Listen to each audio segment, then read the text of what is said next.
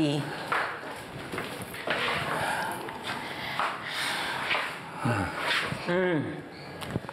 Kanina pa kita tinitext, di ka sumasagot. Saka ba galing? Yan, ha? Tabi-tabi. Papi. Nilindol yata. Lasing na lasing ka na naman. Sabi, kaya ko pa to. Upo. Kaya ko to, Mami. Kaya ko to kasi crude ako, di ba? Huwag mo na kasing dibdibin yun. Uninspired.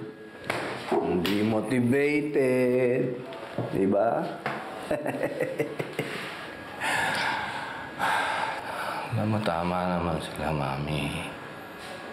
Talaga akong bagay dito sa Maynila. Small time lang kasi ako, Mami.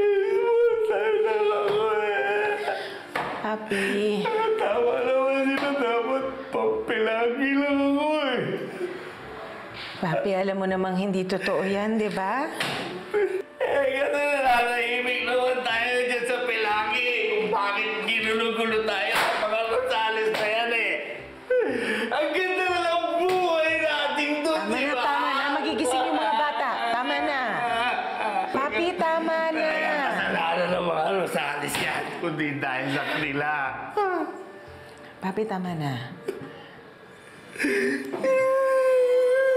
Tama na, sige na, tama na. Sakit na eh.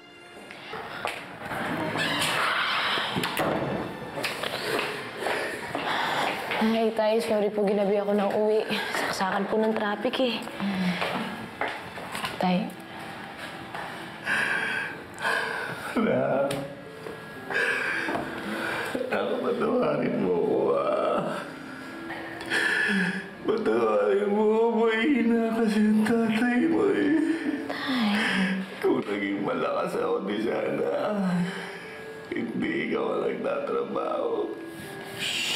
Hindi sana ikaw ang bumubuhay sa akin. Tama na, tama na. Tay, ano po ba yung sinasabi niyo? Huwag mo na pansinin. Nakainan. Ano dadarama? Sige na. Bakit? Pahinga ka na ako na balik. Ano na yan?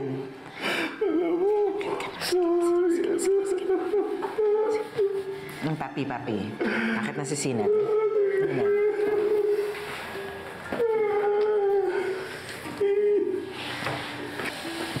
Tay, ano po ba kasing problema ni tatay? Wala. Ay, alam mo naman pag nalasing. Alam mo, pahinga ka na. May trabaho ka pa bukas. Yan lang po ba talaga, Nay?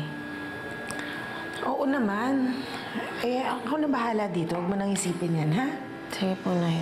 Good na po ako. Good night po. Good night.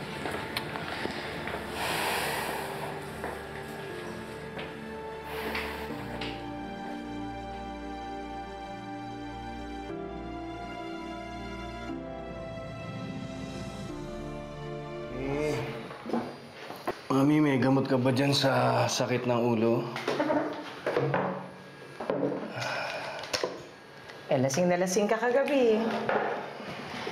Pati tuloy si Sinag, nag-aalala na sa'yo. Pasensya na, Mami. Hindi dahil sa isang komento o masamang review, hindi yun nagsisira sa'yo bilang eskultor. Magaling ka at hindi naman magbabago yun. Kaya huwag kang papaapekto nang dahil lang sa isang comment galing sa isang tao. Sa tingin mo ba, yun talaga yun? Nag-aalala lang ako, Mami, kasi 2 taon na tayo dito sa Maynila eh. 2 taon na rin akong sumusubok. Pero hanggang ngayon, wala pa rin eh. Mami, hindi ko na alam kung anong gagawin ko eh. Biruin mo, napasama pa ako sa isang exhibit. Pero ano nangyari? Wala! Naman nakakabenta tayo. Swerte na yung dalawa. Kadalasan pa isa-isa. Anong mangyayari sa atin ng gano'n?